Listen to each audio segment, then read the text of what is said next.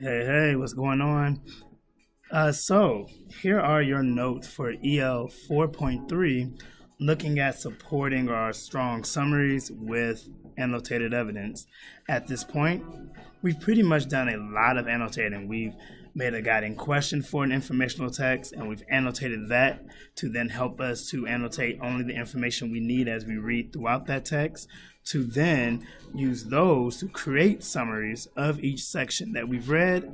We annotate those sections to then break down key words that keep repeating or standing out in all of those summaries, to then make a central idea that we also annotate to make sure that the central idea follows the keywords that we pulled out. So there's a lot of annotating going on.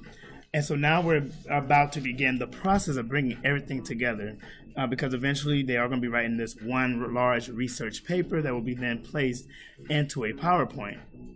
But we want to make sure that everything connects, that information is definitely relevant to the final claim, that one argument, that thesis statement that they're going to make. And so we're going to start very small, just looking at the summary and the evidence together, because they're right there. We're going to use a pyramid model to do the brainstorming for the most part. So at the very top will be the summary itself. So what exactly are we focusing on?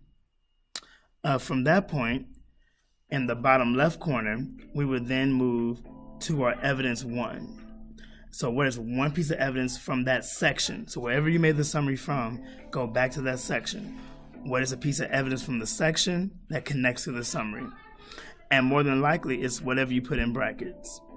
In the bottom right corner, it's a second piece of evidence, because we always need two. Same section, but what's another piece of evidence, specifically one that you've underlined, that also supports the summary? So that way you know you have two different things that you are able to explain and support with this summary.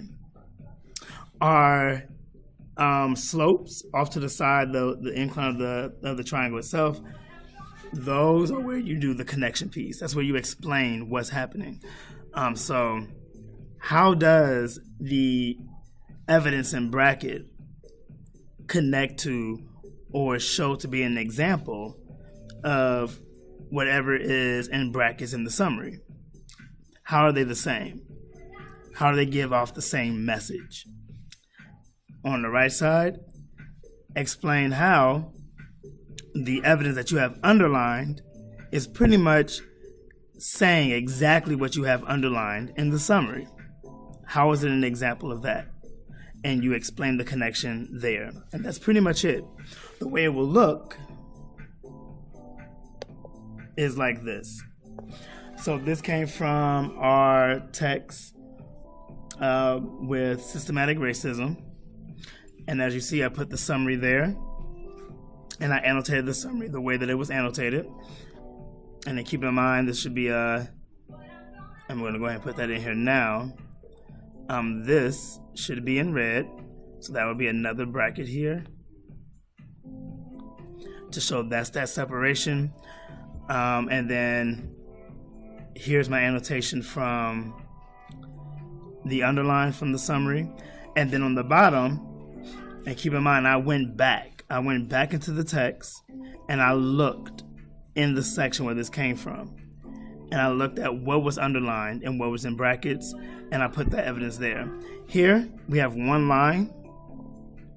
And so I want to be very clear that this one line, this means that the evidence that I'm connecting is the one that I've underlined. And they can always be on either side. I know I put my brackets in the notes over here, but you can put your brackets here as long as you know your evidence on the bottom and you're very clear with it. So this is my causation evidence. So it's one line. So this evidence is my causation. And then this evidence over here, this evidence is what I have in brackets. So this is my bracketed evidence. So I'm just saying that is what I had in brackets in my reading. So how does this evidence here in brackets show some connection to people of color have used different strategies? Well, as you see here, this connects because the different strategies used are protests, political campaigns, etc. So being able to show like, oh, I recognize that this evidence is an example of a strategy. I can make that connection. On this opposite side, always accompanied by acts of resistance. How is that fighting for better treatment? Well, I know when you resist, that means to fight back. So an act of resistance is fighting in the summary. So showing that I see that connection there. So all it takes is finding one word that you're like, I see this. My evidence shows this one word, or my evidence shows this idea, and explaining how you know it. Where is that thinking coming from? And that's pretty much it. So that is what we're going to be doing tomorrow with practice on your own, but also what we did yesterday. And so if we have anything that have to be revised, that's what you want to think about. So good luck.